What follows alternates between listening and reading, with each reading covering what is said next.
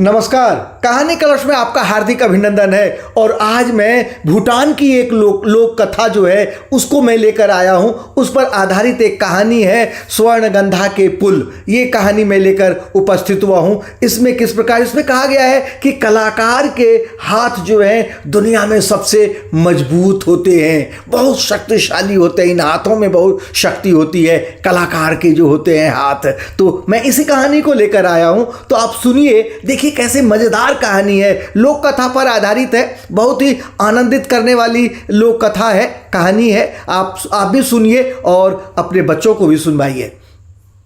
सर्पगंधा के फूल, लेखक हिमांशु जोशी। आइए कहानी सुनते हैं। सदियों पुरानी बात है। आदित्य नाम का एक मूर्तिकार था। कहा जाता है कि ऐसा अद्भुत कलाकार दुनिया में कभी पैदा नहीं हुआ। उसकी बनाई पत्थर की प्रतिमाएं बोलती सी लगती थीं। आदित्य बड़ा स्वाभिमानी था। वह अक्सर कहता, कलाकार के हाथ संसार में सबसे मजबूत होते हैं। वह कभी हारता नहीं। मृत्यु के समय उसके पास एक दमड़ी न थी। 2 छोटे छोटे बच्चे थे। पत्नी रोने लगी तो आदित्य ने समझाया, अच्छी संतान से बड़ी दौलत और कुछ नहीं होती। बच्चे गुणी निकले तो सारे दुख दूर हो जाएंगे। आश्रम में भेजकर इन्हें खूब पढ़ाना। भ्रमण के लिए इन्हें पास पड़ोस के देशों में भेजना, जिससे ये हर तरह का ज्ञान ग्रहण कर सके। मूर्तिकार की मृत्यु के बाद उसकी पत्नी ने बहुत परिश्रम से बच्चों को पढ़ाया लिखाया और अंत में दोनों को देश विदेश की यात्रा पर भेजा।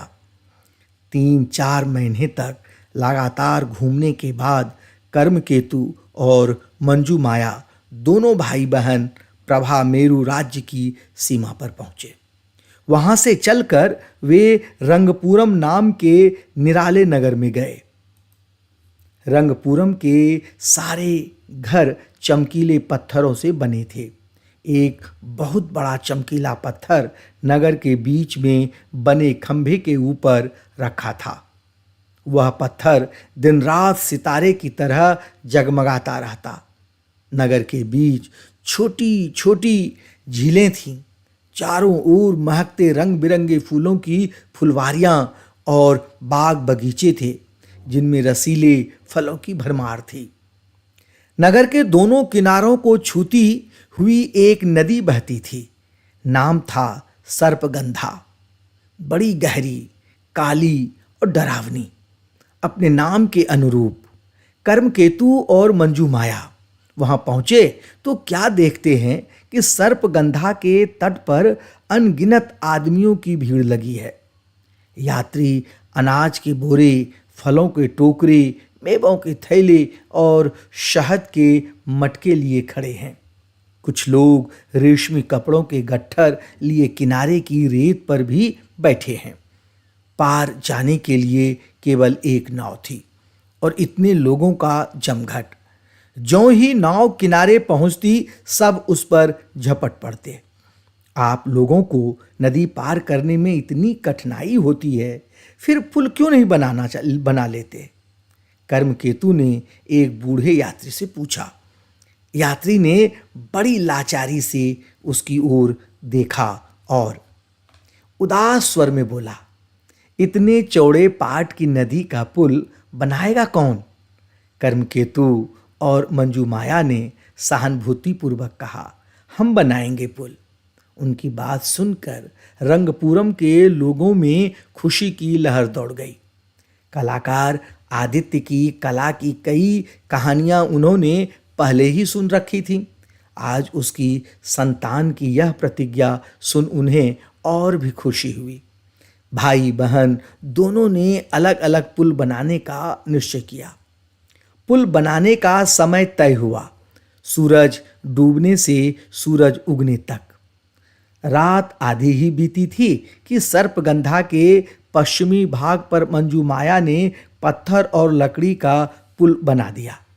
अब वह कर्मकेतु का पुल देखने गई। वहां न तो कर्मकेतु था न पुल। तभी दूर पहाड़ी से उसे कुछ सफेद भेड़ें घाटी की ओर उतरती हुई दिखाई पड़ी। चांदनी रात थी। भेड़ों का झुंड पास आया तो उसे बड़ा अचंभा हुआ कि वे भेड़ें नहीं बल्कि संगमरमर की सफेद चट्टानें थीं, जिन्हें कर्मकेतु पुल बनाने के लिए ला रहा था। संगमरमर अच्छे किस्म का था, हीरे की तरह जगमगाता हुआ। इसका पुल कितना सुंदर बनेगा, कितना मजबूत। मंजू माया अपने पुल की तरफ भागी। उसने पुल को सुंदर बनाने के लिए उस पर रंग बिरंगे फूल बनाए, तरह तरह के बेल बूटे बनाए। अपना काम समाप्त कर वह फिर कर्मकेतु के पुल को देखने गई। कर्मकेतु का पुल भी सुंदर बन रहा था। बस 2 मेहराबों पर संगमरमर लगाना बाकी था। मंजू माया को शरारत सूझी। उसने अपने गले से मुर्गे की बांग जैसी आवाज निकाली। कर्मकेतु को समय का ध्यान आया। उसने जैसे तैसे संगमरमर की चादरें मेहराबों पर लगाकर काम पूरा किया। प्रातः नगर निवासी 2 सुंदर पुल बने देखकर आश्चर्यचकित रह गए। कर्मकेतु के पुल का नाम बड़े पत्थरों का पुल और मंजू माया के पुल का नाम छोटे पत्थरों का पुल रखा गया। मंजू माया के बनाए हुए बेल बूटे देखकर लड़कियां काढ़ने का अभ्यास करने लगीं। इन पुलों की प्रशंसा मकूर नामक दैत्य तक पहुंची। वह किसी की सराहना नहीं सुन सकता था। उसने बड़े पत्थरों का पुल तोड़ने का निश्चय किया। उसने एक व्यापारी का रूप धारण किया। घोड़े पर दोनों ओर सूर्य और चंद्र को रखा। बड़े ठेले में सोने चांदी की बड़ी बड़ी सिल्लियां लदवाई गईं और इसे खींचने के लिए उसने अपने मित्र दैत्य अराग को साथ ले लिया। पुल के करीब जाकर वह बोला, हम इस पुल से पार जाएं तो यह टूटेगा तो नहीं? कितने ही लोग इस पुल से गुजर चुके हैं, आप भी जाइए। पुल टूटेगा तो ये हाथ किस काम आएंगे? मकूर और अराग सामान सहित पुल पार करने लगे। वे कुछ ही कदम बढ़े थे कि पुल कांपने लगा। कर्मकेतु को पिता की बात याद आई। कलाकार के हाथ संसार में सबसे मजबूत होते हैं, वह कभी हारता नहीं। अब क्या था? कर्मकेतु ने पुल के नीचे पहुंचकर दोनों हाथों से पुल को थाम लिया। मकूर और अराग देखते ही देखते उस पुल से पार हो गए। आज भी रंगपुरम के पास सर्पगंधा के तट पर सदियों पुराना संगमरमर का पुल खड़ा है, जिसके ऊपर घोड़े की टापों के निशान और नीचे आदमी के 2 हाथों के चिन्ह हैं। समीप चट्टान पर खुदा है, कलाकार के हाथ संसार में सबसे मजबूत होते हैं। यह कभी हारता नहीं है, वह कभी हारता नहीं है। कलाकार की कभी हार नहीं होती है। कलाकार हमेशा एक कृति के बाद दूसरी कृति की रचना कर देता है, वह कभी हारता नहीं है। ये कथा कैसी लगी, ये कहानी कैसी लगी? अच्छी लगी? बहुत अच्छी लगी?